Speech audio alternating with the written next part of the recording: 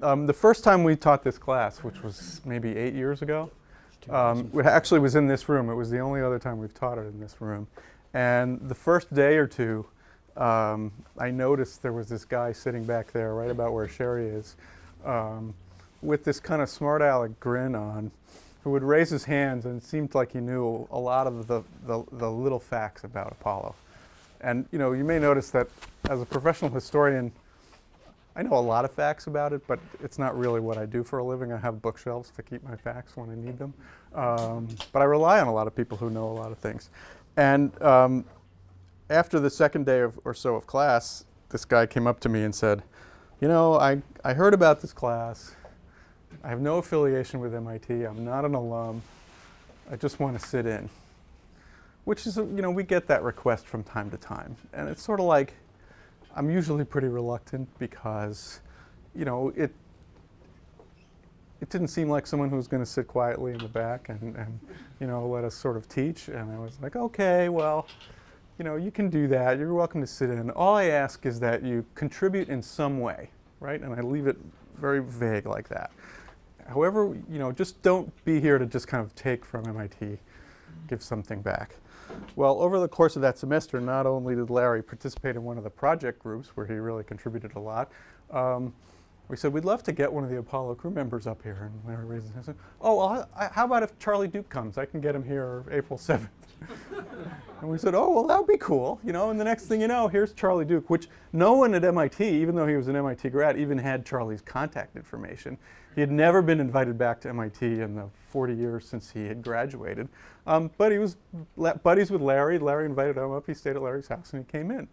And then same thing that term with Cy Liebergott, who probably isn't a name that come up this term. He was the EECOM on Apollo 13. So if you watch the movie, this is a very strong character in the movie. And he came up. And then over the last few years, let's see, Ed Mitchell's come, Tom Stafford, Dave Scott, all of it through Larry, more than through any MIT connection. And so I figured that was a pretty good contribution. And then over time, Larry kind of became part of our space policy group that did some studies around the time the shuttle was ending, and very much part of our little space community here. Why did he know all these guys? He'll tell you this, but because he keeps them all in a comfortable retirement by buying their artifacts from them. He's also very involved with the Spacecraft Scholarship Foundation. What's the name of it again? The Astronaut Scholarship Foundation. So a lot of them would come here to the Boston area, not necessarily to MIT, to give talks to schools and things as part of that, which maybe he'll tell you about. But among many other things, Larry is a very accomplished collector of space memorabilia, which even in the last 8 years has become has grown somewhat explosively, and he's become really one of the world experts on it. And the interesting thing about especially the early missions, pre-shuttle, is that they're perfect for collectors because there is a finite amount of stuff that ever flew on an Apollo mission, and that amount is never going to change.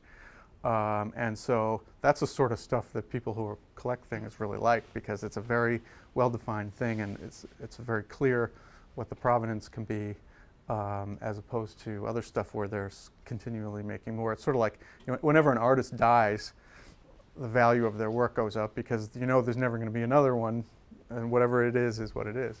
I'm going to leave now because you're taking my whole talk. Oh, okay. So sorry. I'm going now. No, he's got a. I I'm hope a you little enjoyed worried. it. You know, Thank you. He's sort of a shy guy, Yeah. so he may not be able to fill the time that we've asked him to speak for. He may not have enough to say. So if he doesn't, we'll just sort of try to ask questions and stuff. Yeah. John's continuing on. And John took. So Larry's going to do the first hour. You've heard from John, and I want to thank all three of you guys and Liz Zotos and everybody else for helping cover for me at the last minute when. It's not usual to drop out of your job for three and a half weeks at the busiest time of the semester, but everybody's really been helpful. So take it away, Professor McGlynn. Thank you, Doctor.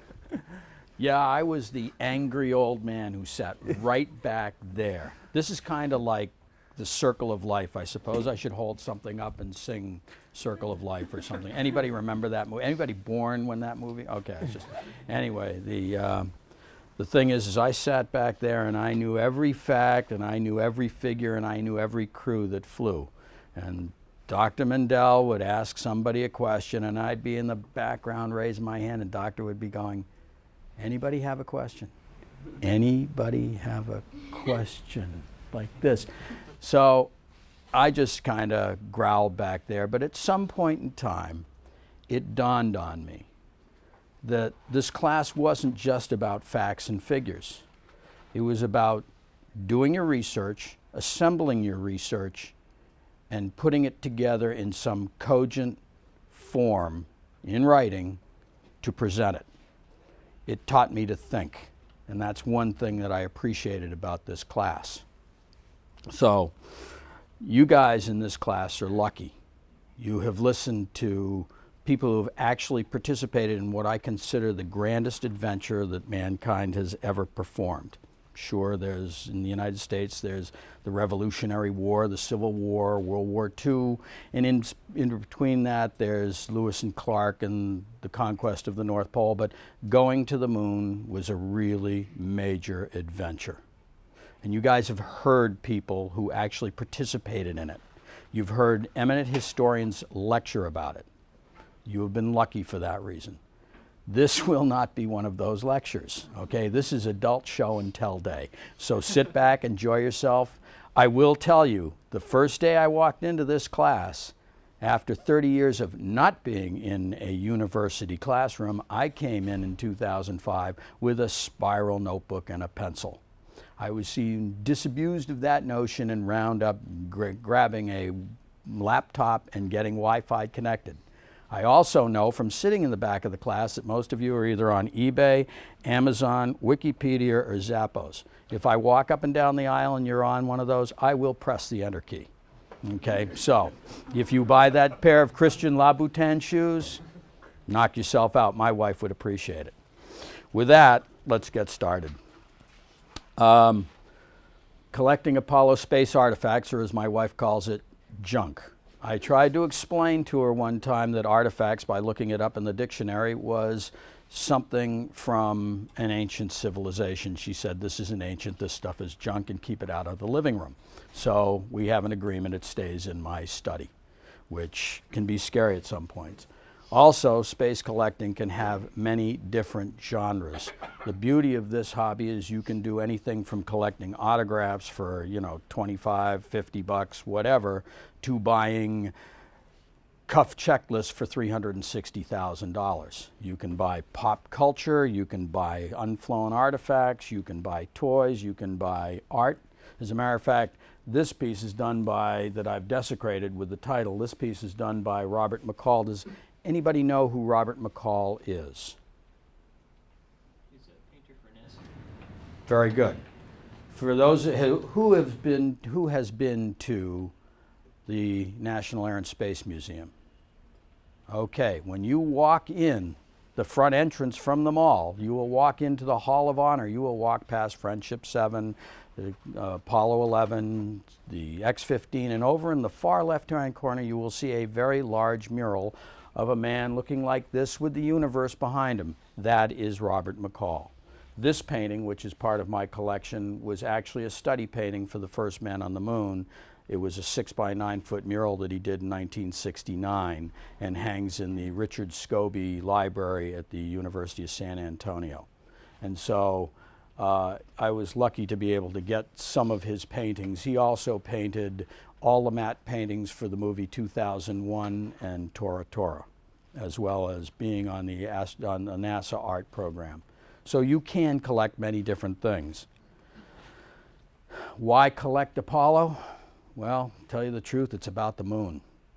Any expeditions that we've ever done go to a destination. Whether it's conquering the North Pole, whether it's going to the top of Everest, it's going someplace, and we went someplace. I call it America's greatest peacetime adventure. It truly was, and to live through it was an amazing time. We were watching the gladiators in a war of wills between two superpowers, and it just is amazing. The third thing is because now you can legally collect these things. If I have time, I will explain to you what happened. But NASA, after allowing the astronauts to keep this material for 40 years and to sell it for the last 20, decided they wanted it back because it's government-issued property. And even if they're throwing it out, government trash is government property. So, yes, you can now legally own this. David already stole the rest of my stuff, so the rarity of space for artifacts, there aren't many out there, especially ones that go to the moon. And the enjoyment of holding history in your hand. There's nothing like knowing something. You've touched the moon. You've touched something that went to the moon. I hope to at least give you that today. And the other thing is investment. When I started collecting this stuff, you could buy these things for $200 or $300. Now, the prices tripled and gone up to the point of it's even becoming difficult for me to acquire things. But someone once asked me what my favorite artifact was, and to me it's the next one. It's the chase. That's the great part about it. If I can't compete with the multi-billionaires who are willing to spend multiple six figures for an item, then how do I craft my strategy to get that item? Where do I go and how do I deal with it? So without further ado, I basically broke this into a couple of different ways to go. You are sitting at ground zero of the Apollo program. This is the place where the first contract was made for the Apollo program for the guidance computer. And what I've done in my collecting and interviewing and meeting some of the people who've done this, like Don Iles, I've tried to find artifacts that have to do with the Apollo guidance computer. And in this particular case, some things that were used with the computer, such as the star charts. Now, star charts, what happens is that we have, as mankind, have used the stars since, and I'm just putting up my notes, have used the stars since the dawn of mankind. As a matter of fact, you will see in Germany a bronze plate from the Bronze Age that shows the stars and the moon and are used for not only navigation but for harvest times, that type of thing. So it lent its natural capability to navigate to mariners as they traveled, and that continued on into space. As we were doing Earth orbit, we used circular star charts. This is a training chart for Apollo 9. We use this type of chart, much like the ones that you get from the Museum of Science, and you move it around like this to determine a star position. But as Apollo came in, a new system, the Apollo guidance computer, came in and started to operate digitally, and therefore the star charts started to change. They became flat, like this one that flew on Apollo 10. The constellations followed the ellipse, and you also, if you take a look right here, you will see that they had numbers and they were highlighted. And the reason why is because the digital computer allowed you to plug in that number into the system and locate your position or state vector in deep space. And as a matter of fact, with this particular checklist from Apollo 9, this is one of the star charts. And this is one of the star keys where, and I'll hand this around, we're all grown-ups here. If you're eating, you know, like popcorn or caramel or anything like this, please handle gingerly. But this basically is David Scott's command module pilot checklist, and this is the star key with which they would plug in the number for that star, and the spacecraft would rotate into position, and that way they could work this in 3 stars and get their state vectors, so they knew their attitude and their position in space when it came time to fire the propulsion systems.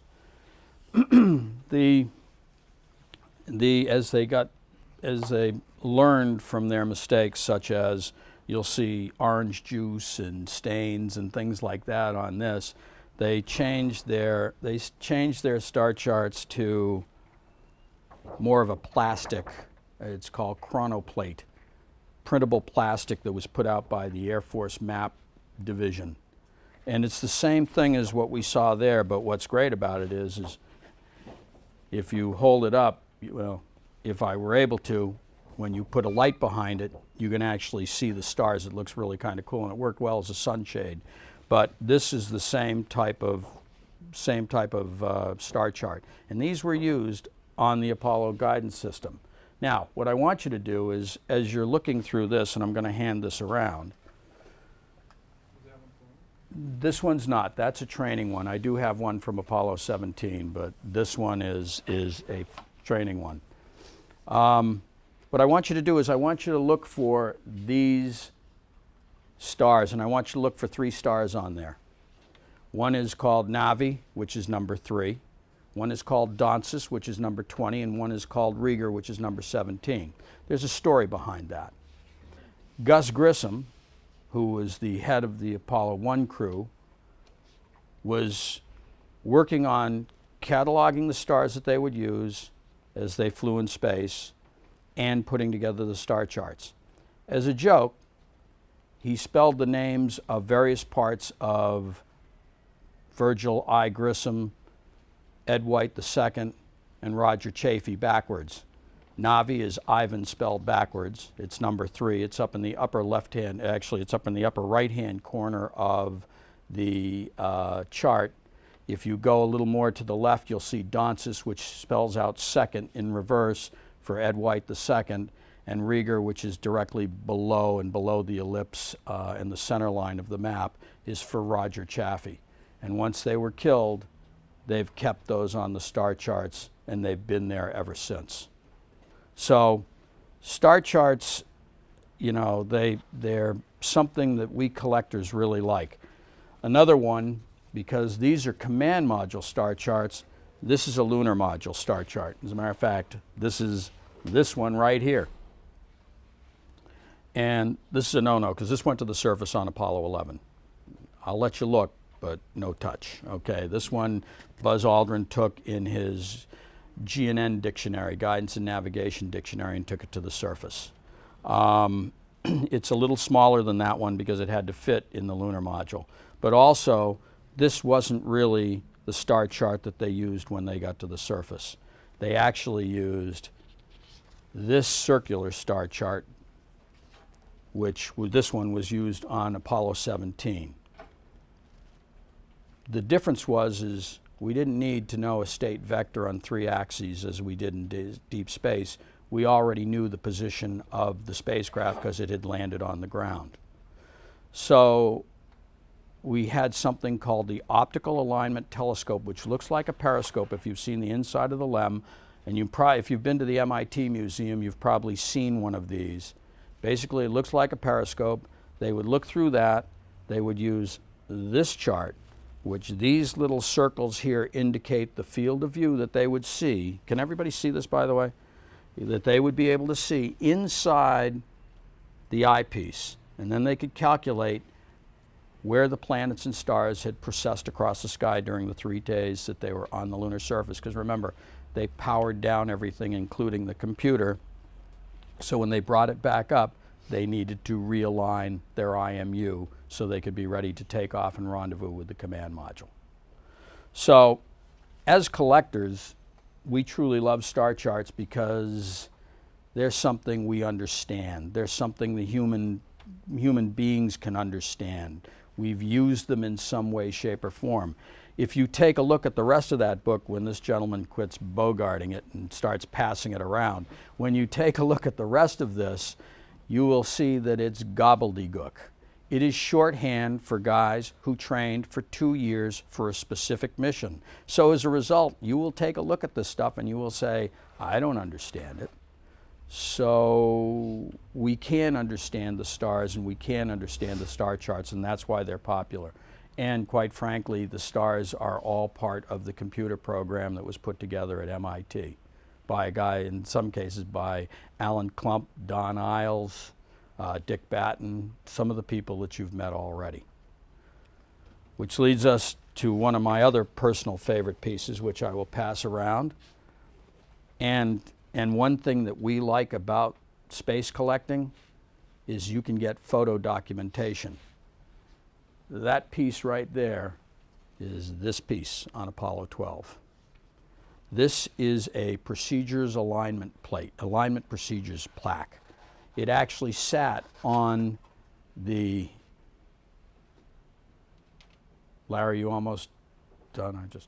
Okay. No, yeah, okay. I'm just hearing the plastic go. Anyway, what happens is the, this is a metal plate.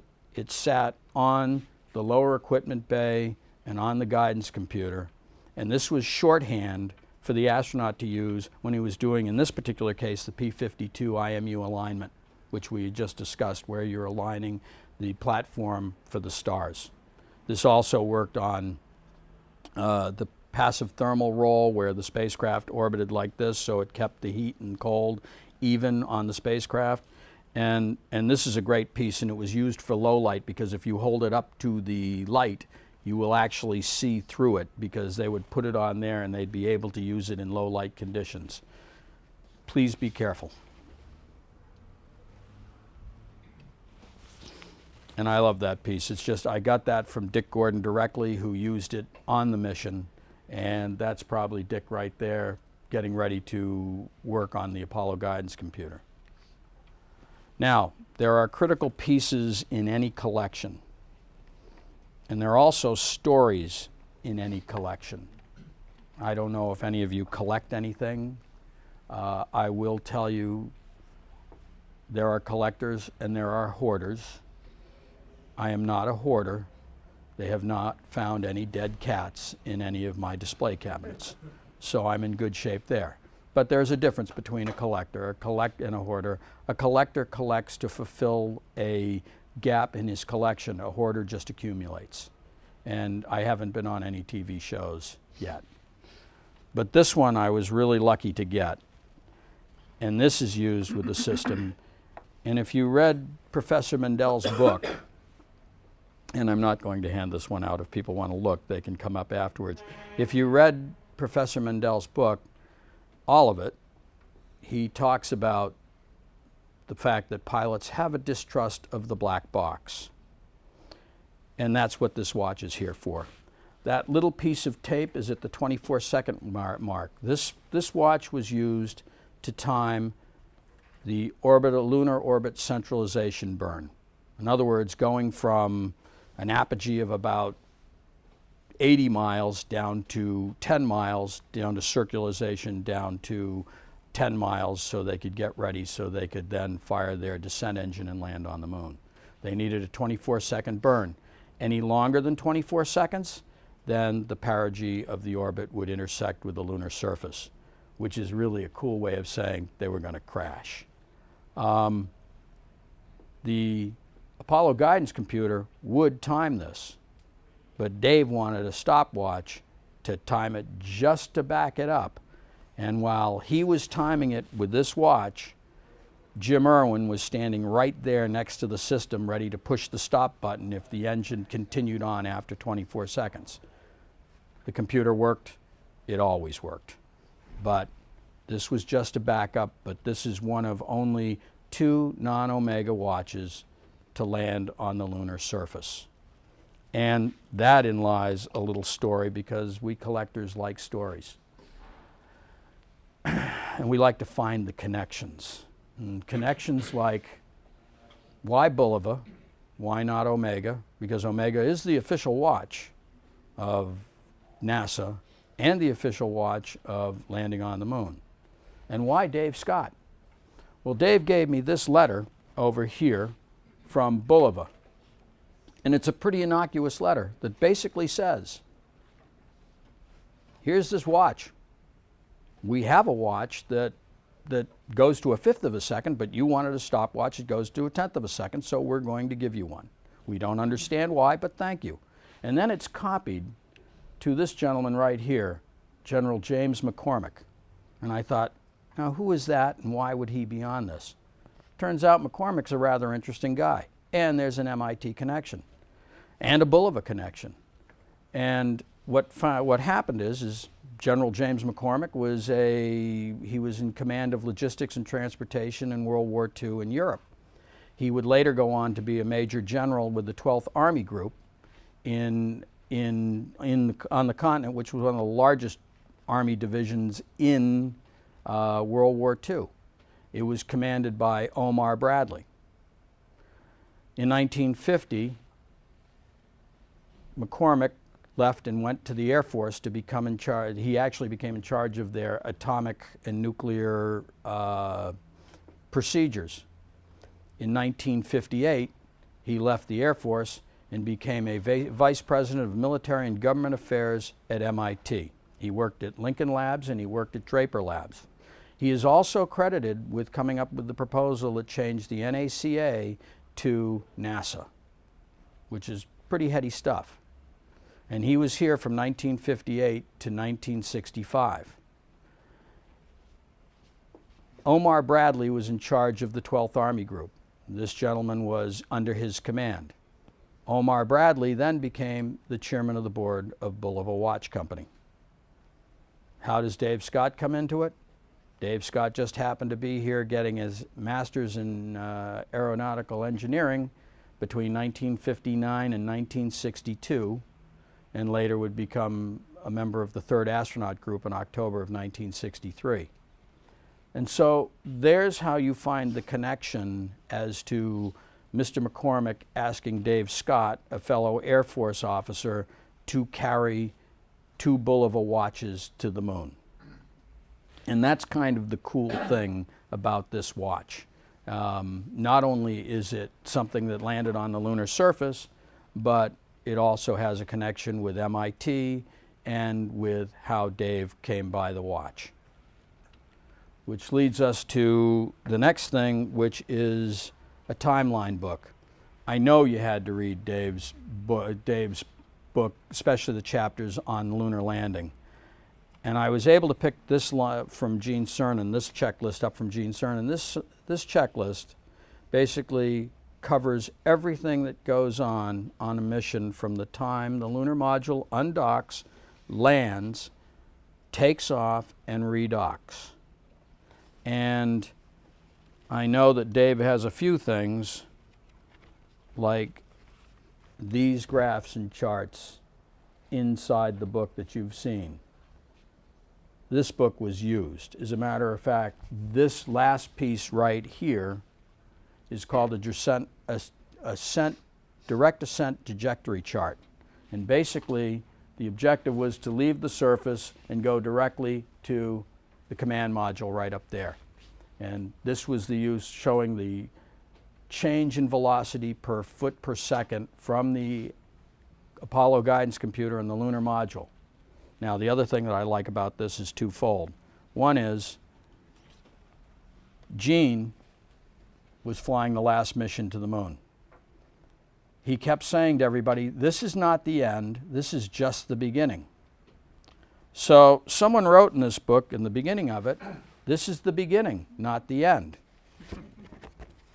On the last page, which is the descent trajectory chart, someone wrote, this is the end, not the beginning. So gag gifts were something that were in there quite frequently in this whole program. And there is one other thing that I like in here that I'll try to find. I think I've got it right here. This little piece right here, it's glued in. And you see all this dust here? That's lunar dust. But this is called the ACA removal. ACA stands for Attitude Control Assembly. It's the joystick that they used to land on the moon. And they actually put instructions and gave them a tool on how to remove it so they could take it home with them and keep it as a souvenir. Because the lunar module ascent stage was going in to crash into the lunar surface and go into oblivion. I once was playing with Ed Mitchell's at his house one time, and it's kind of fun to play with the whole thing and feel it and imagine yourself, you know, flying this thing to the moon. And I said, Ed, how did you get this out? He said, 3 minutes with practice. And so they actually had tools and they practiced in the simulator how to remove souvenirs. So This one's a kind of an interesting piece. I'll leave this one for that point, but it tells a lot about it. You study it so you can understand how they did get to the moon, which leads us to Buzz Aldrin. And this cup, this was given to Buzz Aldrin by the MIT Corporation of Earth Sciences for landing on the moon. Now, I don't know about you, but this is kind of chintzy, isn't it? I mean, this is kind of a little small. Anybody care to figure out why he got this little cup? Anybody have an idea? I have a theory. Take a wild guess. It's a theory, it's not the actual reason? No, it's not the actual reason. Just make up something. I don't care. Really? Well, I can tell you. Because he landed on the moon second. It's either get on first or go home. So this is why, because he was second, and he said, I got the pictures. I was on the moon. I got the pictures. Anybody notice that Neil Armstrong doesn't have any pictures? So, anyway, that's some of the things that come from MIT, and you can pass this around if you want. So what's the actual reason why they gave him? Because he landed on the moon. It says it, he landed on the moon, but you would have thought that MIT would have given him something a little bigger than that. But anyway, you know. Now, why collect Apollo artifacts? During the Apollo time period, flying artifacts and memorabilia reached its zenith. This was the big time. After that, with the shuttle, because it was reusable, you could take small things, but there were also rules and regulations by that time, so you couldn't strip the spacecraft, and you couldn't take a lot of things. You can't take dollars or coins anymore because it's legal tender. They won't allow you to do that. So this was really the time that this stuff came out. Every mission tells a story.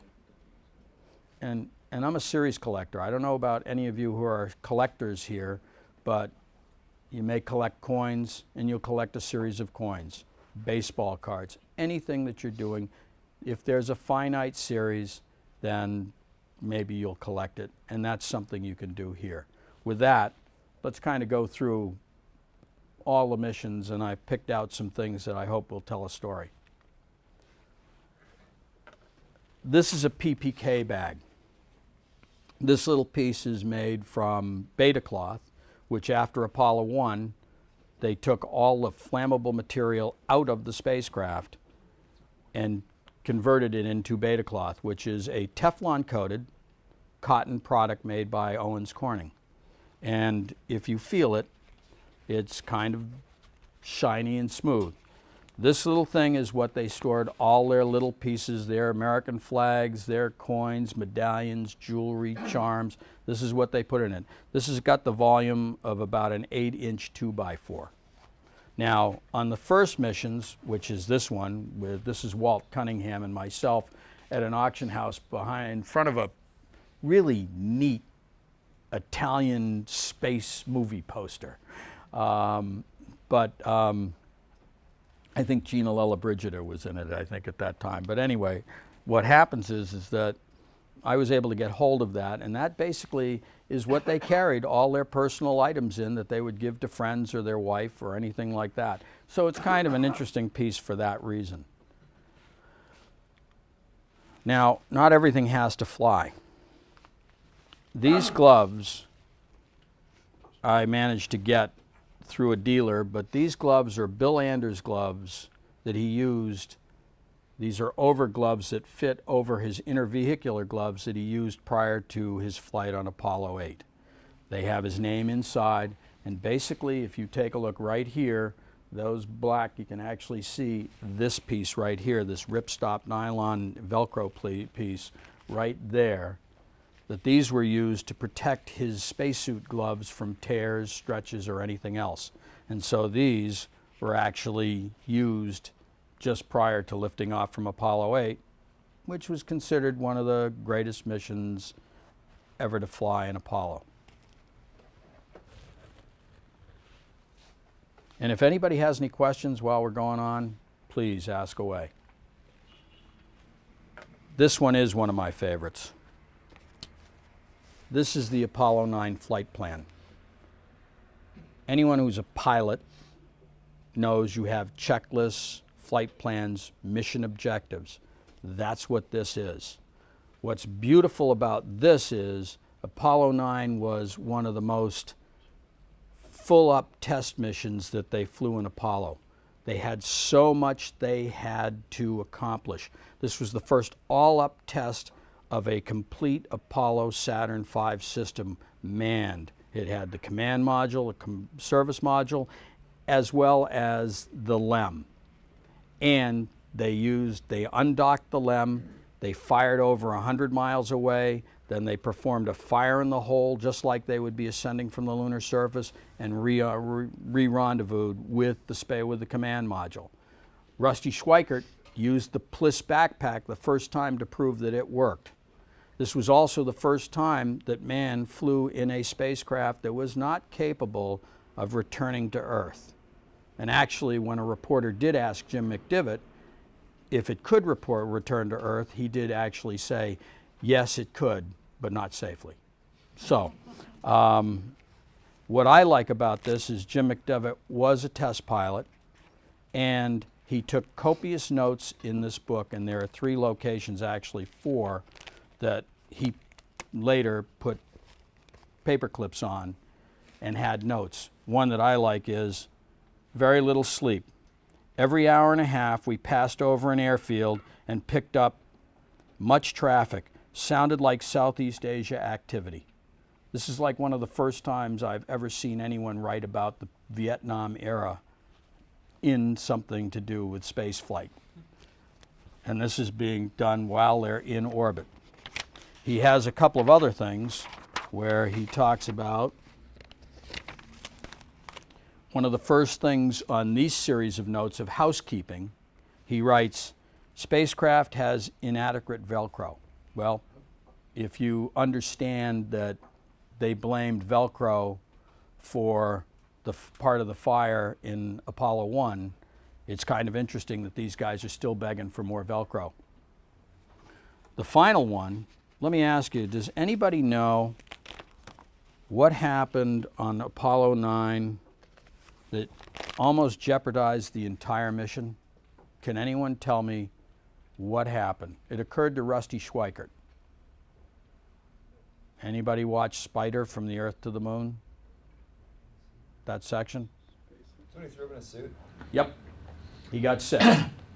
And it jeopardized the mission. It almost canceled the EVA, which they would have had to have redone for the Pliss. But here, Jim writes, Rusty is feeling poorly.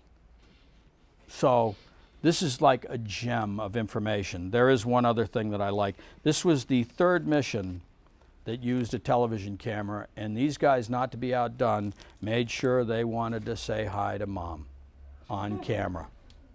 Okay? So this is, you know, one piece that tells a real story. Apollo 10. I'll put this one up.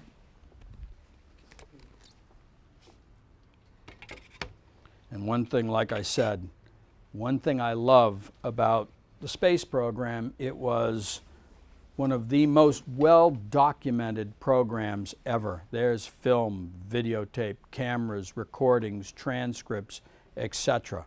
So many cases you can collect something that you will actually find being used in space.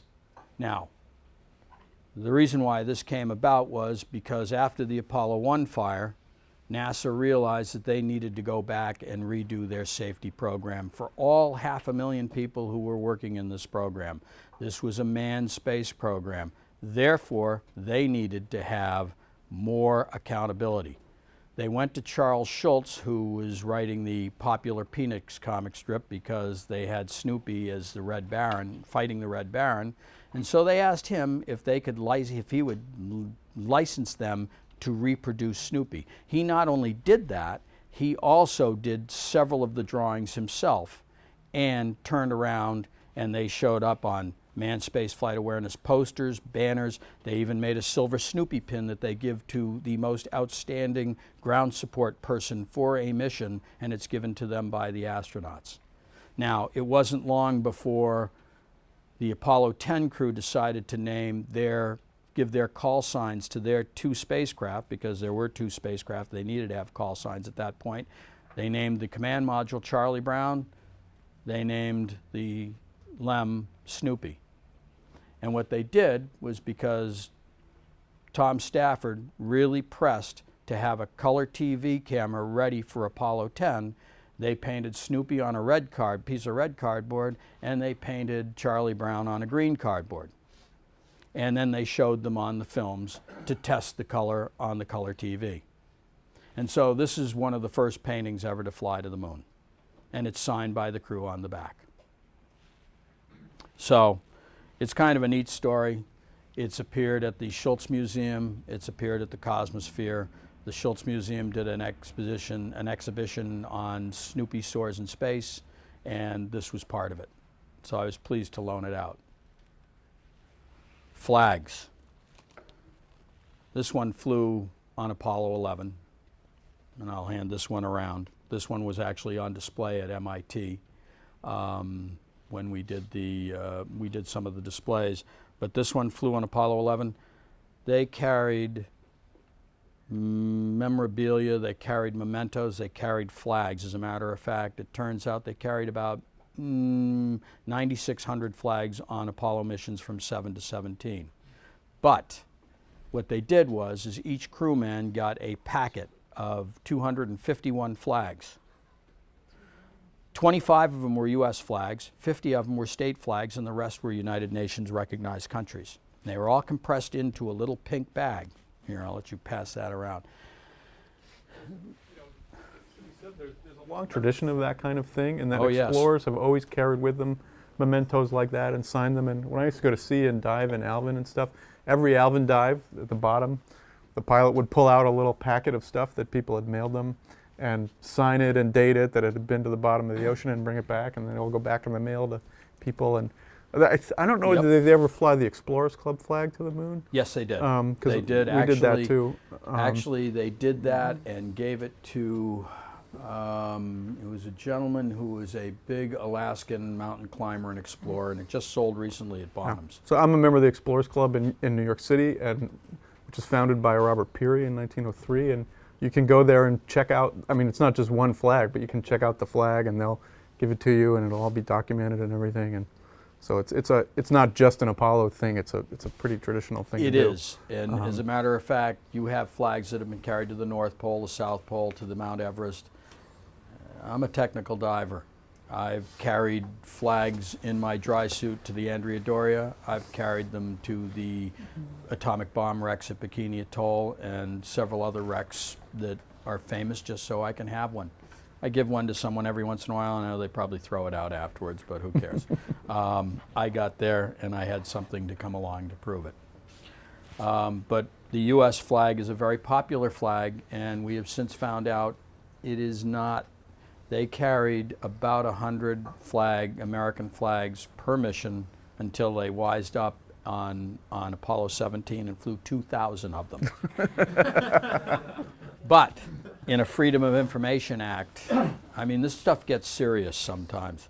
In a Freedom of Information Act deal, we found out that there's only 69 Apollo 17 flags left in NASA, and there's about 300 of state and various nation flags left, and they only give the U.S. flags out to kings, queens, and presidents.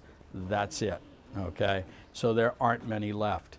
But as I say, a lot of the astronauts say they wish they had modified their flag kits to carry all U.S. flags, because nobody really wants the Kingdom of Botswana for a flag. These go for more money. So as a result, it's one of the things that they would put in that PPK list. Yes? What's it like haggling with the astronauts for these artifacts? Set the price and then start. They tend to set the price, but when you get to a certain point and become a serious space geek like me, I usually set the price because I'm doing the appraisal work for some of them. I work with R&R auctions, Bonham's auctions, Heritage auctions, set price and verify things. So by the time I get to it, it gives me a chance to do that, and I help out various astronauts when they need to understand what the value of these things are. As I like to tell them, there's gold in them, their attics. You know, half this stuff they were throwing out, okay? You also, I mean, I remember ahead. for a while you were struggling to get them to sell you those timelines together instead of just selling them one page at a time, because it's a lot more meaningful to have the whole thing. That's one of the sad things about collecting. You know, I've debated this versus museums, and I'm on the board of 2 different museums, so I watch how things work. Dealers will get to these things and break up pieces, and I'll get to that in a little while too, because I've got an example of that. But that's why I've tried to collect complete flight data files like this, because now what I do, my project is to scan these and give the complete scan to the Apollo Lunar Surface Journal or the Apollo Flight Journal. Those, if you want research, those are the best places to go for research when it comes to the lunar landings and it comes to just flying to the moon. This next one is interesting. This is a Robbins Medallion. That's it, right there. You can actually see it better there, but this is a Robbins Medallion. This was for Apollo 12. And this is an ingot. It's a silver ingot. What do these 2 things have in common? Well, I'm going to tell you. Anyway, the thing is that what happens is, in 1715, a Spanish plate fleet left Cuba in July. Bad time of year to leave because hurricane season is upon us. The plate fleets would sail up between the Florida coast and the Bahama Islands until they got up towards the vicinity of Bermuda, and then they would turn east and allow the trades to take them to Spain. As they were approaching, as this particular 11-ship fleet was approaching the Cape Canaveral area, they were struck by a hurricane. It drove 7 of the ships ashore between Sebastian Inlet and Cape Canaveral, and they were lost. The Spanish attempted to salvage some of the silver, but it was primitive dive techniques, dive bells, freehold diving. It's only 30 feet. In 1955, a guy by the name of Kip Wagner was walking along the shore off of Sebastian Inlet, and he found a gold doubloon. So he went out and bought a World War II metal detector and started finding more doubloons, pieces of 8. He found the camp that they used to salvage the silver and the gold from. And this went on through the 60s. Jim Rathman, this gentleman here, Jim Rathman, who is well known as the gentleman who supplied the Corvettes to all the astronauts. He was a race car driver and he won the 1960 Indianapolis 500. He also got involved in funding treasure hunting. And some of the 4 famous treasure hunters like Mel Fisher, who found the Etosha, worked in this program, worked on these wrecks. Now, several of these ingots were given to Pete Conrad. Pete Conrad sent them to the Robbins Medallion Company, which is right down in Attleboro, Massachusetts, and still functions today. They had these melted down, rolled to their specifications, and printed up 82 medallions from the Treasure Fleet silver. And this is one of them. They don't even say sterling on them because this is pure 0.99% silver. And so it's kind of a neat thing. It's the exploration of a new world with something from the exploration of the new world. Unless you're a little cynical, and then you can say the exploitation of the new world. But it is kind of an interesting little thing, and these are things they took along with them. And actually, these things, which John and I used to buy for what, $200-300? An Apollo 17 one went for $54,000 in November. Did that fly? This flew.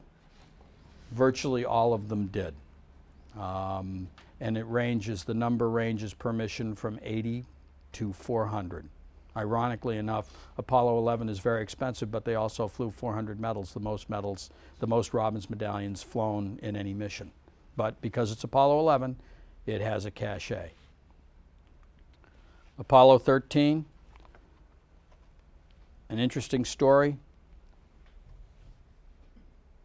When Apollo 1 burned up, a group led by an information technology officer who had been a Brazilian missionary formed a group called the Apollo Prayer League.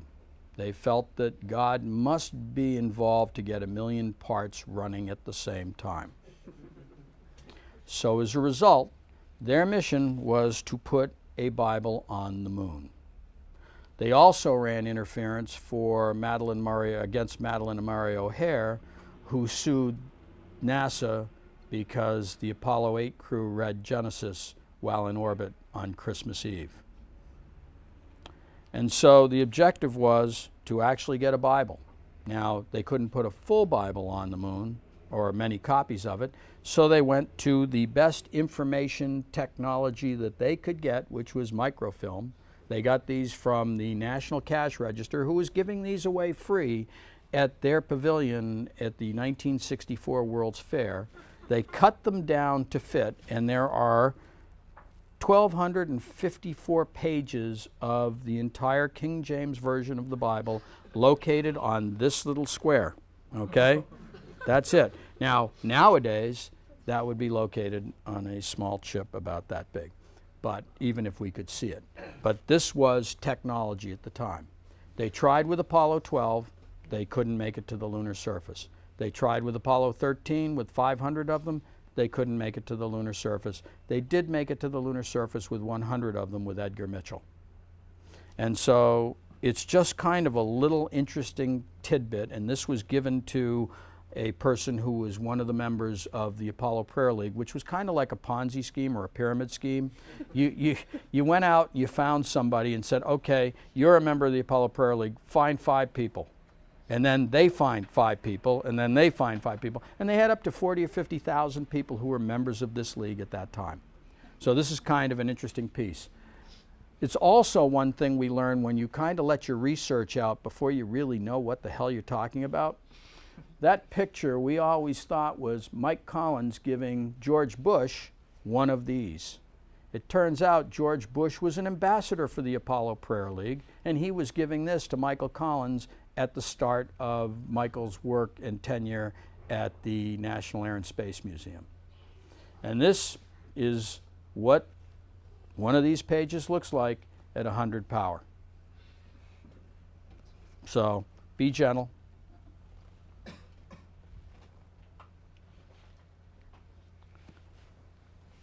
I love this. This is a flown beep beep patch.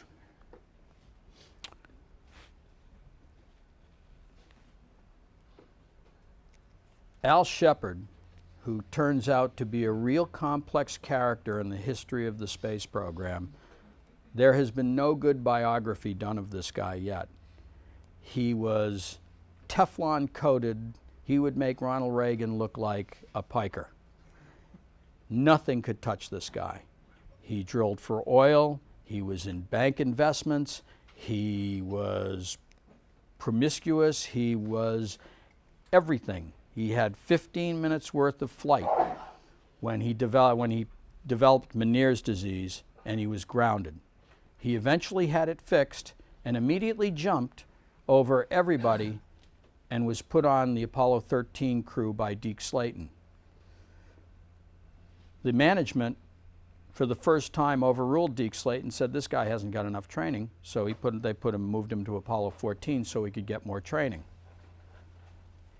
He had 2 rookies, Ed Mitchell and Stu Russa, who by all accounts were extremely good at what they could do, but he still had 15 minutes of crew. Jim McDivitt was offered his position as a LEM pilot with Al Shepard in command, and he turned it down because he had already commanded 2 missions himself, and this guy is looking at 15 minutes worth of flight time, and these guys had been in for days.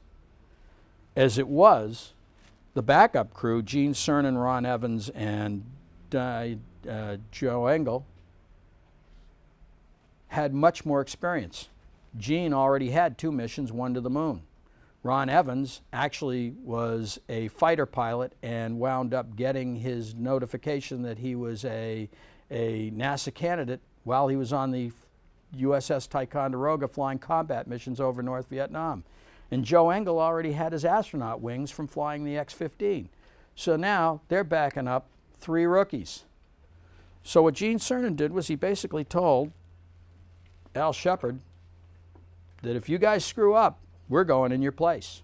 And they put together the first backup patch that's ever been made. And what they did was they took over the popular Roadrunner cartoon, and the Wile E. Coyote with the beard represents Alan Shepard, who was 47 at the time, and they all considered him an old man because they were 35, and they basically were ragging on him.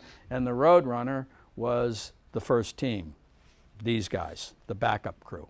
And so they rode these guys to make sure they knew what they were doing.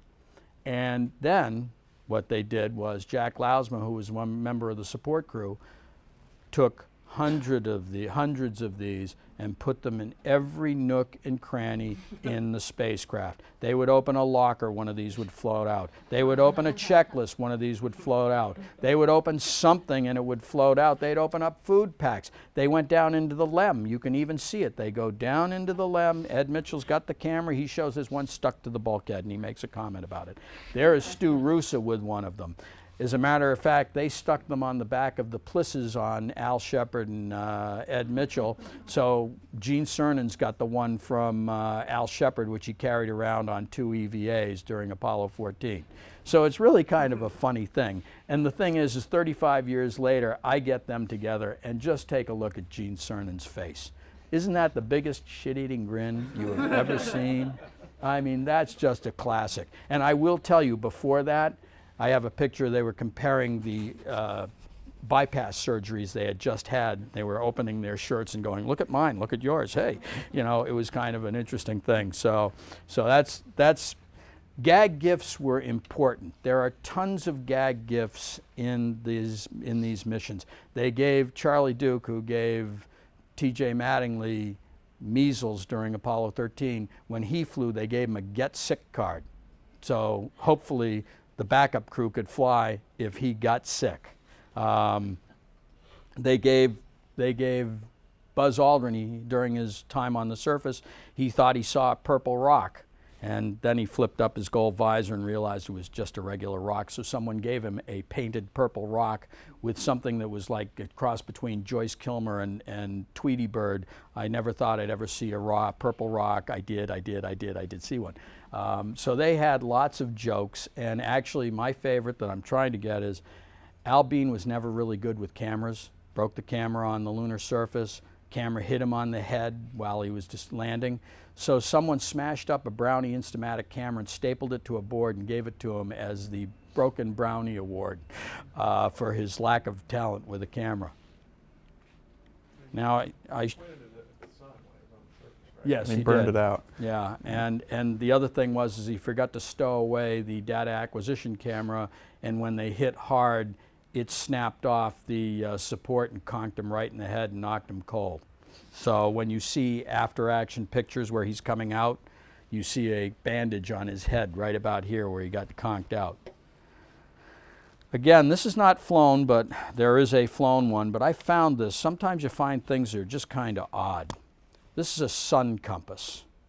This would have been used if the rover broke down on the lunar surface. And I actually brought this out when Dave was around, when Dave Scott was around, and he was saying how this would have worked. You flip this little piece up, and you would actually work on rotating this. It had a little bubble level here, and you would rotate this to the point where you would get to the right degree on this rhumb line, and then you would follow this by keeping the sun shadow on the degree, and you would find your way back. One other thing that I liked about this is on the back, which I showed.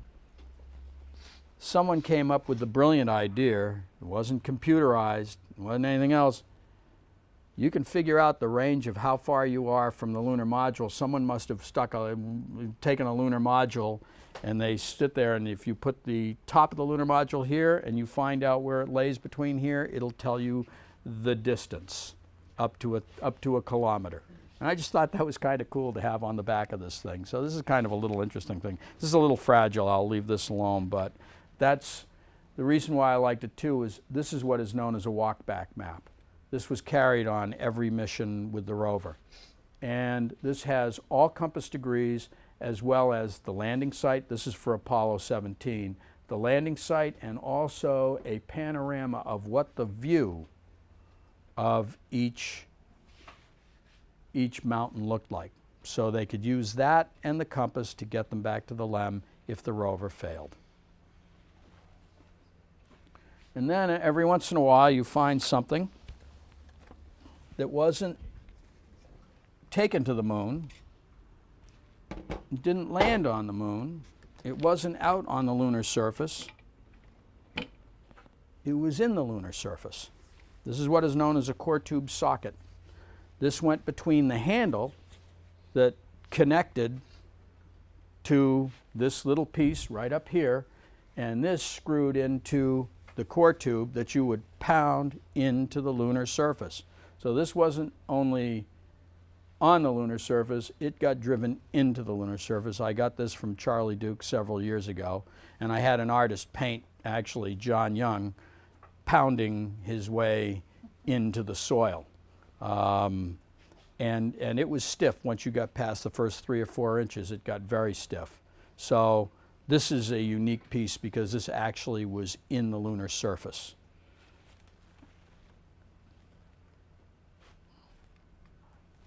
And this is what we came for. This is what is known as a rock manifest.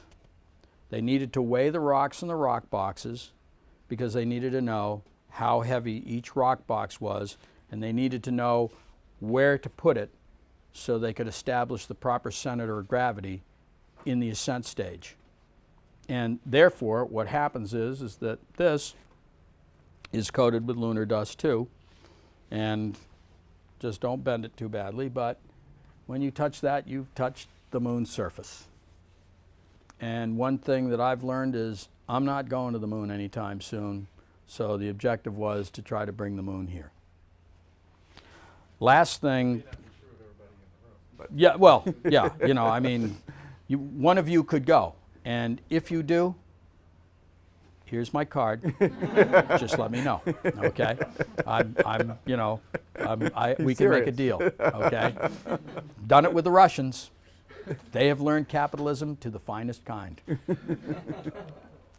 The last thing from Apollo 17 and the last thing for permission, I love maps, and this is a EVA map. This was used on the lunar surface, actually on the map holder, and you can find it in the photographs, and this was used to direct them around. One side was for photographs, one side was topographical, and basically it has the route that they would follow along with the headings that took them around the moon and took them through Taurus Littrow. So that's basically it for me. I don't know how far we're into this at this point, but one thing that I did bring along that has something to do with MIT. John, you let me know if you need me to stop. All right. Can anyone tell me what those 3 things that are up there have to do with this? A congressional hearing. This is a Franklin Mint Apollo 13 medallion, a Franklin Mint Apollo 14 medallion, and an Apollo 15 Seeger cover. Yes. The Apollo 15 Astronauts got in a lot of trouble for carrying these Seeger covers because they were flying them explicitly to make money to save for college fund for their kids, right? That is correct. If anyone's ever read Both Sides of the Moon, Two Sides of the Moon, these are actually the pieces. This is an Apollo 13 one and an Apollo 14 one, and you can see them better up there. And this is one of the Seeger covers. Now what happens is this. Joseph Siegel, who started the Franklin Mint, who's quite a character in his own right, was in the midst of a fight with the U.S. Treasury because only the U.S. Treasury can mint coins, not an independent mint. Those days were over. But he was minting commemorative coins. And what he did was he made a deal with a gentleman by the name of Randy Lawler, who keeps showing up with the Apollo astronauts because he sold golf equipment. And Alan Shepard actually liked to play golf. So this guy wound up in the astronaut office all the time, dropping off IZOG shirts and golf equipment, and I think the golf club that he used, that Alan Shepard used on the lunar surface. Randy Lawler is also interesting because he is the guy who introduced using golf gloves in Major League Baseball. So he's an interesting guy. I interviewed his son, and he unfortunately died before I realized all this. But basically, Apollo 13 flew some of these to the moon. And they were melted down and put into metals for sale by the Franklin Mint. Franklin Mint, the astronauts weren't appraised of that. The Franklin Mint put them out and sent out letters saying, if you buy a membership, we will give you one of these coins that has metal from Apollo 13. Well, they sent one to the head of the Commerce Committee of in Congress. And she wrote a letter to Clinton Anderson, who was the head of the Science and Space Technology Committee in NASA, in the Senate. They went to Deke Slayton. Deke Slayton said, oh no, we won't do that again. Well, gee, Apollo 14. Al Shepard cuts a deal with Randy Lawler, gives him, they fly 300 of these things. Al gives him 50. He keeps 50. Ed and Stu keep 100. They melt them down again. They send them out, say, can we have this? Clinton Anderson's committee was bombarded with letters over why are astronauts making money on a government taxpayer project. Deke went back. Al wrote a letter, said that Randy Lawler broke the code. This shouldn't have happened. It was a mistake. It won't happen again. They went after Randy Lawler. Randy Lawler hired an attorney and threatened to take NASA to court, and the general counsel basically told them, you have three choices. The astronauts can try and get them back, NASA can try and get them back and we go to court, or you can do nothing. Which one do you think NASA took? They chose to do nothing. Now, these guys come in. Congress has been told that this will never happen again. Twice. These guys come in, and according to Al Worden and Dave Scott, they agree that they wound up at a dinner party for a guy by the name of Heinrich,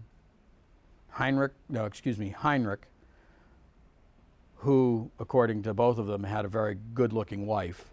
And they were introduced to him by Deke Slayton.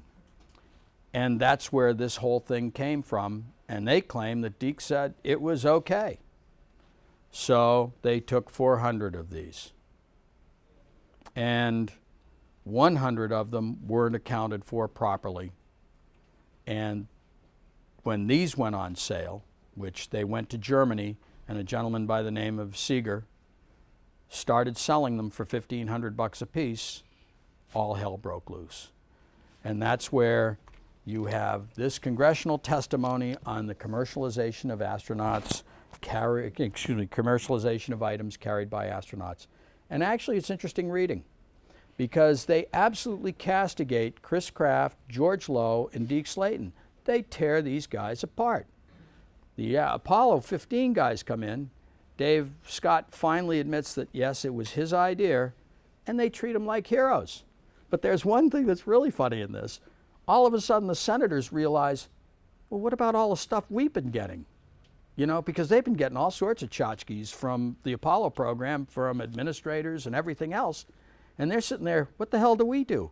But there's one guy who said, what do you mean everybody got something? I've never gotten anything. And he sounds like this petulant child throughout this testimony of saying, why didn't I get something? And it's kind of funny. But that's when artifacts actually have influences on events. Because after this, it was required by James Fletcher that everyone turn in their PPK lists, which were considered private property, and all their spacecraft equipment lists. And you know, they and NASA knew exactly what these guys had. Now, unfortunately, that stuff has disappeared. But that will tell us what everybody carried at one time or another. The other thing is that then the rules changed. Larry Young will know this, mainly for the fact that Larry was a backup astronaut, and he was told what he could carry and what he couldn't carry as personal property or personal stuff, and what he could take off the spacecraft. And by 1978, they made serious rule changes that would only allow them to do that, carry certain things, 10 items maximum. Can you tell the story of the legislation from the last couple of years? Well, that's You actually. can turn the cameras off if you wanted to. No, at this point, the hell with it. You know, I'm going down. Now what happens when the men in black suit and sunglasses show up at your doorstep? In 2011, actually in 2010, unfortunately, Ed Mitchell lost his son. I'm going to jump ahead just a second. Ed Mitchell lost his son. I'll go back, no more free-forming. I'll go back to Ed Mitchell lost his son, Adam. He died of cancer. He spent most of his life savings trying to save his life. In January of 2011, he called me and said, I've got a deal with one auction house to sell this particular camera called a data acquisition camera. It's a 16 millimeter data acquisition camera. I said that the deal he had was not that good, and I would arrange to have this put up at Bonham's auction, and that's the way it stood until I got an email on April 12th saying help, and that NASA, from a deputy general counsel from JSC, was asking for proof of ownership of that particular camera right there. This is an example that is at the Smithsonian. The Smithsonian has a camera like this, and this clip, they just don't show it.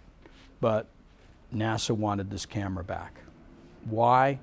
We have an idea, but we're not quite sure in the end. So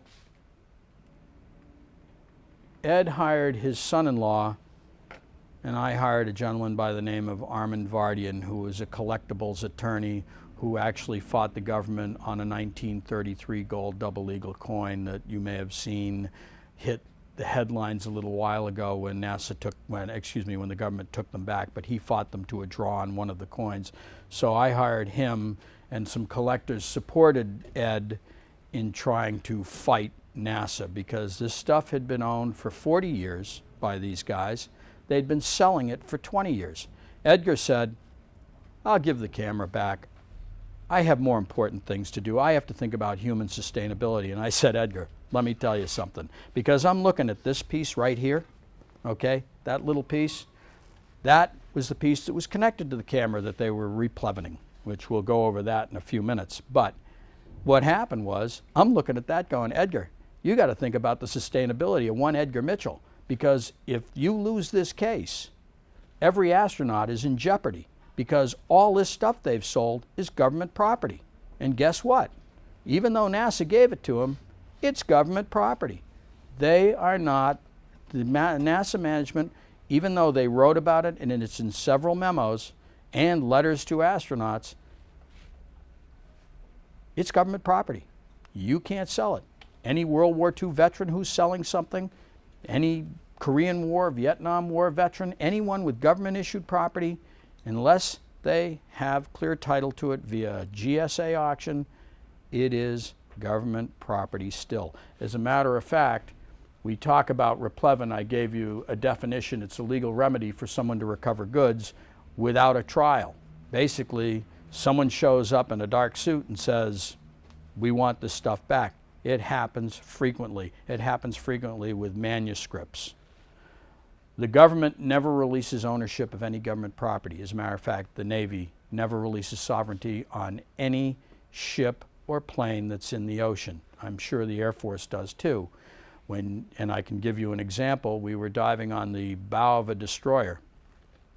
It was rammed and the bow sunk, but the rest of the ship was towed back to port. Some people stripped some stuff off of it. The Navy, once they found that out, went to the dive boat owner, threatened the dive boat owner, got the list, went to every single person, and retrieved all that material under threat of arrest.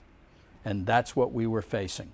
It's actually not true of Navy aircraft, because the warehouse that had the database of what was lost burned up in a fire, and so they let people have the aircraft. Someone fought it in court and did win recently, but the Naval Aviation Museum is chasing everything down in the Great Lakes at this time. Mm-hmm. But I can tell you, when it comes to a ship, they're chasing them. And that's international law. Every Yeah. Navy ship is always, so there's a lot of stuff about like Spanish galleons. If they were owned by the Spanish Navy in the 16th century, they are still that property. That's right. And the other thing we found was,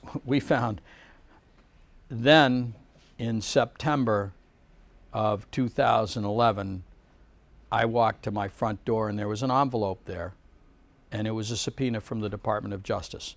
I had been subpoenaed for what I had done, and I was told I had to give up everybody's name, I had to give up every email, every phone conversation, every videotape, anything I had with anything to do with the Edgar Mitchell case. That's when I realized the only thing you'll ever get from me on an email now is, here's my hardline phone number, call me, or we'll meet someplace where you can't hear. Am I paranoid now? When I had to pull out 1,000 sheets of documents and get ready to send that, I called my corporate attorneys, and when I told them what had happened, they left skid marks. They couldn't get away from me fast enough.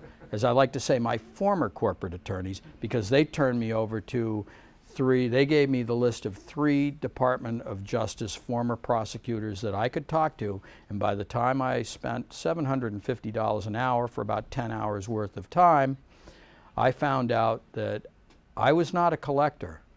I was a criminal. I was Al Capone. I was Bonnie and Clyde. I was everybody wrapped up into one. I was taking stolen government property over state lines. I was trafficking in ITAR-related material. I was in such crap that I fooled them, though. I damn near had a heart attack, and I wound up going in for heart bypass surgery. So I fooled the government on that one. I didn't have to send that stuff in.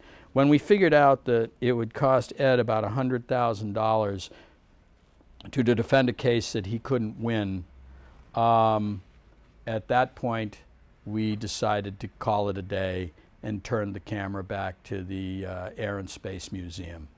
And so we were in violation. One I liked was I found out we were in violation of the Federal Property Services Administration Act of 1949. This act was put together so they could get rid of excess B-24s and B-17s and old fighter planes and stuff like this, and that's the General Services Administration now. And so poor Edgar had to give up the camera. And he eventually made good on the money that he needed to recoup so he could eat, because it got to that point. He sold off some things and had some very good luck.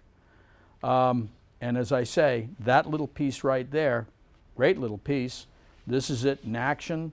They actually used the same clip to clip the replacement fender on Apollo 17, which was made from those types of maps that are being passed around now.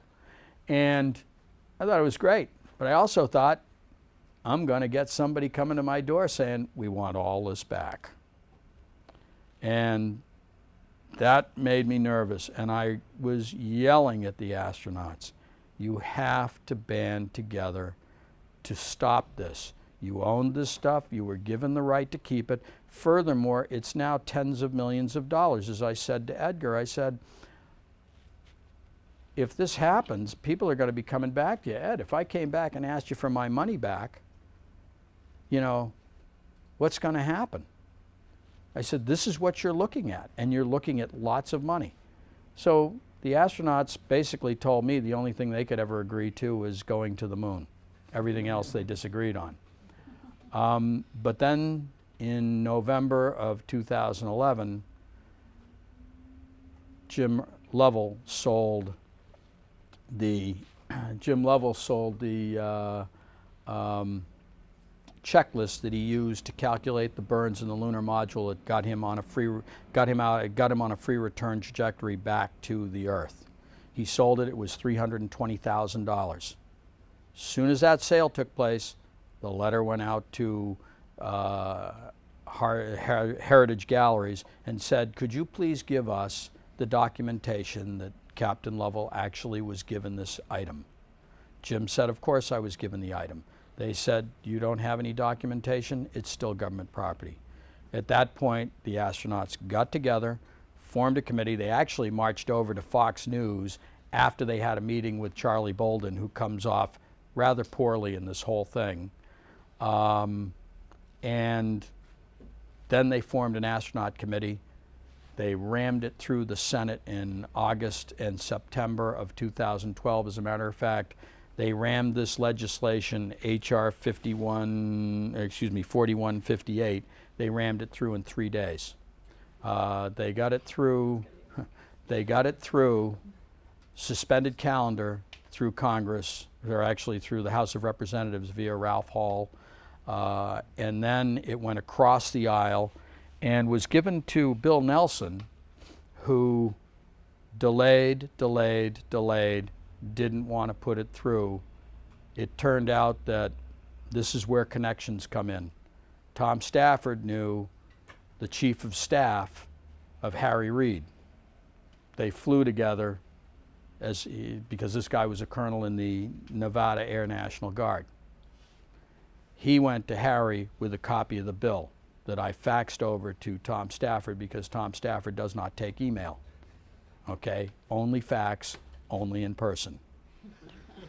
So I faxed it to him, he carried it to this guy gave it to Harry Reid. Harry Reid put the bill out on hotline in the Senate, and it passed unanimously, but we did have to get to Rand Paul, because every time the Democrats come out with something, Rand Paul shoots it down, just out of principle. So we had to get to him and say, don't do anything. So it was a hectic 4 or 5 days, and on Tuesday, September 25th, President Obama signed this bill into law. So the Apollo astronauts are the only people who can own space material and sell it legally. Congress has given it to them. That leaves out the shuttle astronauts. It leaves out ground support personnel. But I will tell you two things. One is, Larry, give it about 5 years, the shuttle astronauts will have a bill. They just have to rally around and do the same thing. And they've got the clout. These guys have the pull on the Hill. And the other thing is, they got slapped around enough that I don't think NASA's really going to do this again right now. Maybe 10 years or so, maybe someone will wake up again, but they can't do it for Apollo astronauts. So it's really kind of interesting, yes. Do you know what was motivating NASA to try to get these artifacts back so tenaciously? Yeah, I have a theory. At this point, I'd like to turn off the camera.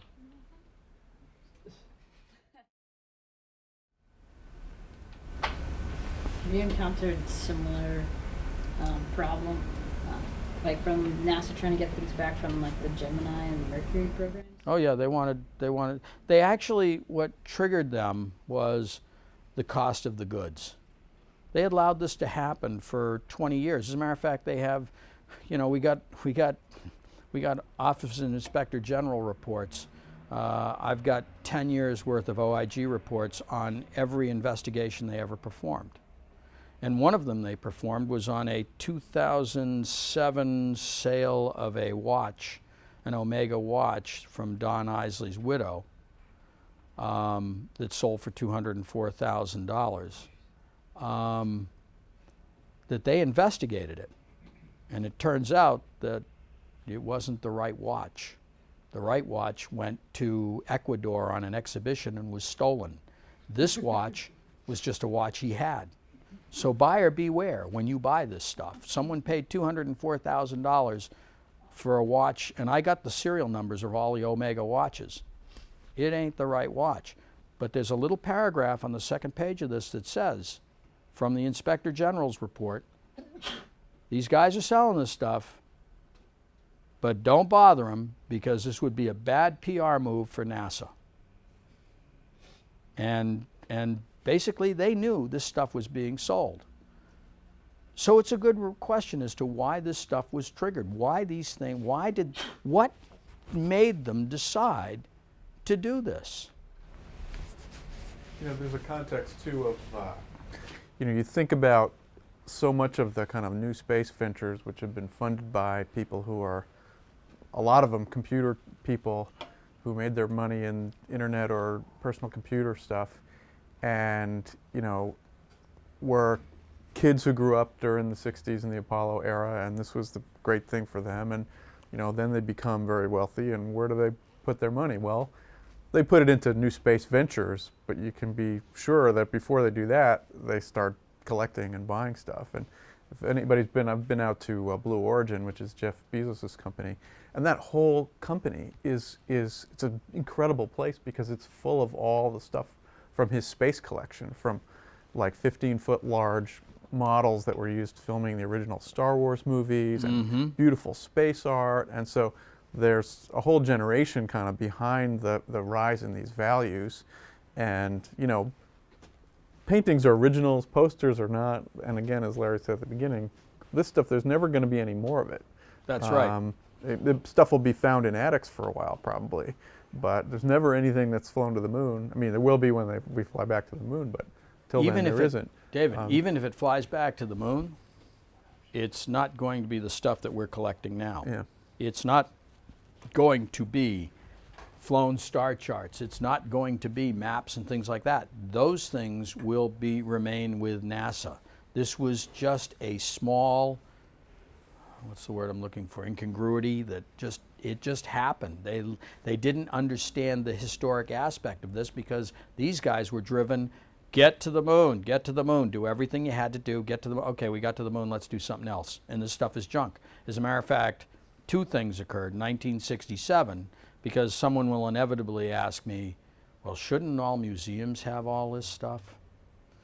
And I could go on for another hour explaining that. There's a whole bunch of reasons. Museums already have it. As a matter of fact, the Smithsonian signed an agreement with NASA in '67 where they got cream of the crop pick of everything. And they were able to turn around and take things that are in the museum, things you probably will never see, because the dirty little secret about museums is they only display between 6 and 10% of their entire collection. By admission, the Smithsonian only displays 4%. So a lot of things you will never see. So what the Smithsonian does is either gives it to other museums, if there are other museums that are capable of handling it, de-access it, or they throw it out. When you donate to a museum, I loan to museums, but when you donate to a museum, they give you a contract and there's a little clause on it called the de-accession clause. And basically what that clause means is the museum reserves the right to sell, trade, or just throw out your artifact if they deem it no longer important to the collection, or they can get a better piece of something for their displays. And so as a result, just because you donate something to a museum doesn't mean it's going to stay there forever, and it doesn't mean that it's even going to see the light of day. So the thing is collectors, we're amateurs.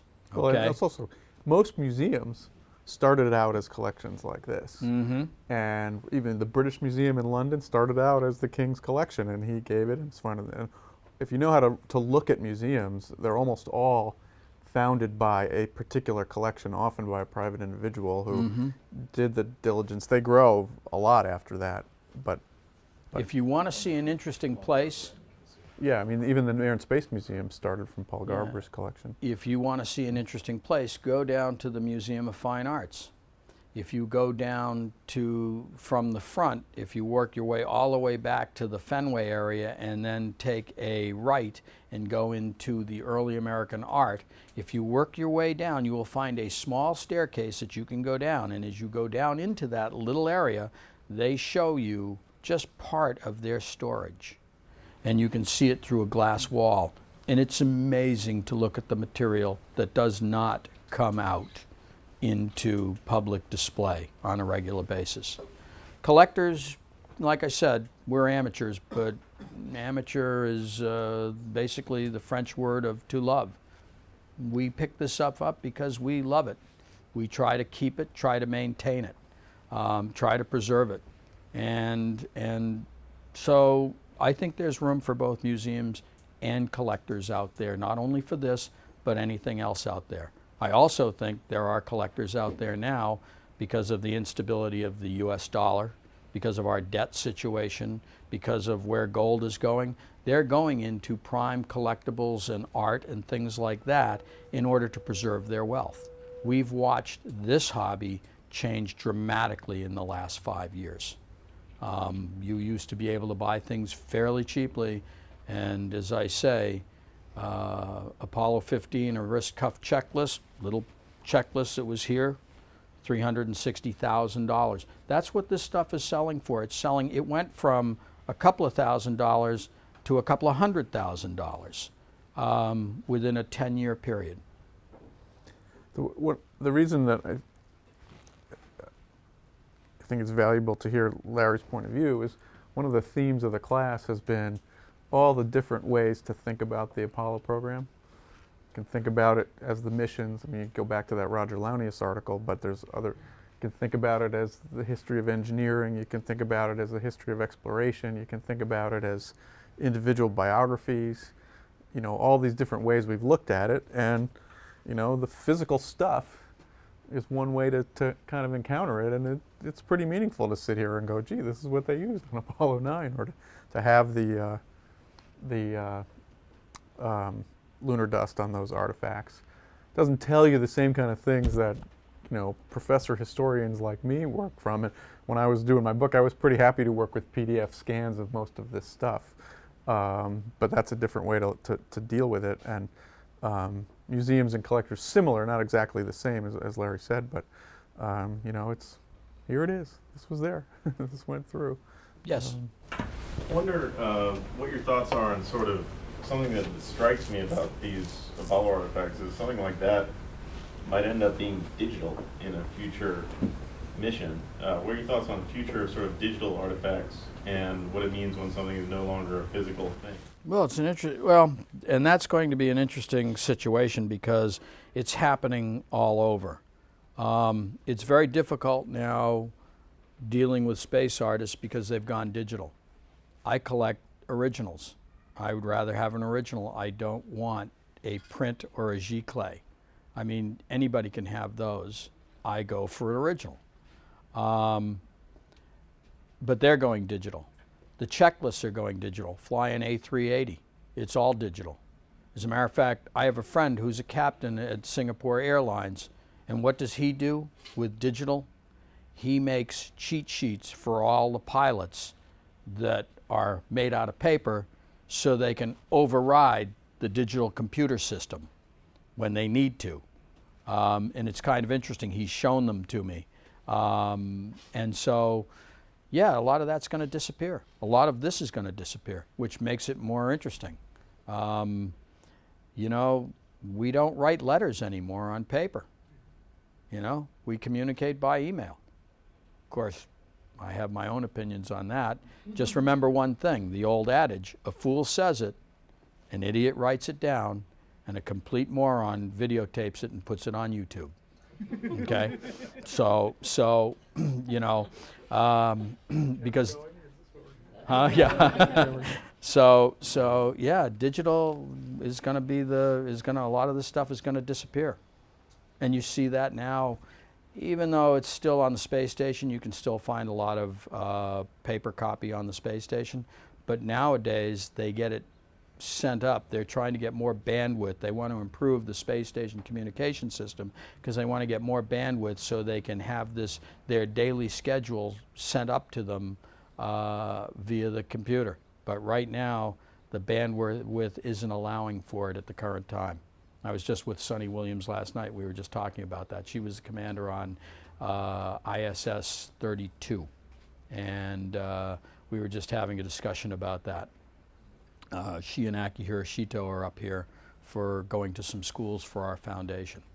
So we talked about the fact that they want to improve the communication capability on the space station. Should we take a few minutes so people can come up and look at some of the Sure. other artifacts? And thank you, Larry. Well, might as well put up the end. So that's actually a photograph of Jim Lovell and Buzz Aldrin at the end of the Gemini program, and they taped signs called "The End" to the back of themselves and walked into the spacecraft. Yes. Related to the next great artifact, I just read an article a few days ago saying that some auction house in New Hampshire was auctioning off Armstrong's ECG. Yeah, his EKG. Yeah, I actually have about 3 strips from the Apollo 12 EKG. Having seen a lot of EKGs lately, namely mine, I looked at it and said, geez, that kind of looks funky. And they have just gotten a call from a doctor at NASA saying that's a bogus EKG and you should take it off. Okay. So we'll be interested to see. But it sold for about $12,000 at one time. Yeah, you know, it's interesting.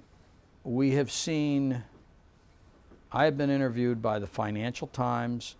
Rob Report is just doing an article on Alan Bean's paintings, and I talked to him about it because I got a call about it.